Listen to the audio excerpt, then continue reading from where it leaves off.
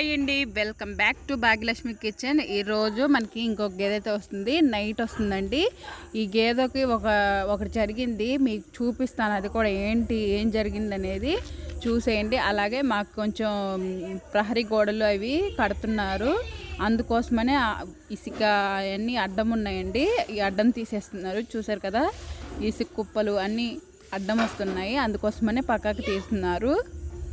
అలాగే చూడండి, గేదె అయితే ఇప్పుడు వస్తుంది కదా.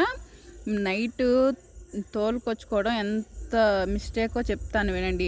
ఎందుకంటే ఇది నైట్ దిగుతుంది కదా, ఇలా మీరు చూస్తూనే ఉండండి, మేము చెప్పే అర్థమైతే. ఇట్లా లాక్కుని వెళ్ళిపోయిందండి.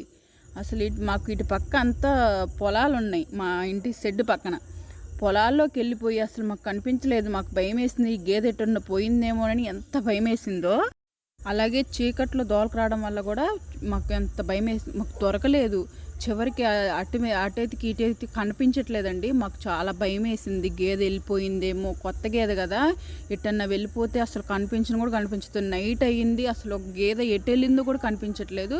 మాకు చాలా భయం వేసిందండి. చివరికి ఎలాగో ఒక ఇంట్లోకి వెళ్ళిపోయింది, అటు లాక్కొని. చిన్నగా చూసారు కదా మీరు వీడియోలో, ముగ్గురు కలిసి దీన్ని లాక్కొస్తున్నారు. ఎందుకంటే కొత్త మీద ఉరుకుతుందండి అటు ఇటు, భయం వేసి ఇంక ముగ్గురు కలిసి తోలుకొచ్చారు. గేదె చూడండి, చాలా బాగుంది కదా. దీని ప్రైజ్ వచ్చేసి 1,00,000 రూపాయలు చెప్తున్నామండి. ఇది సూడి గేదె అండి.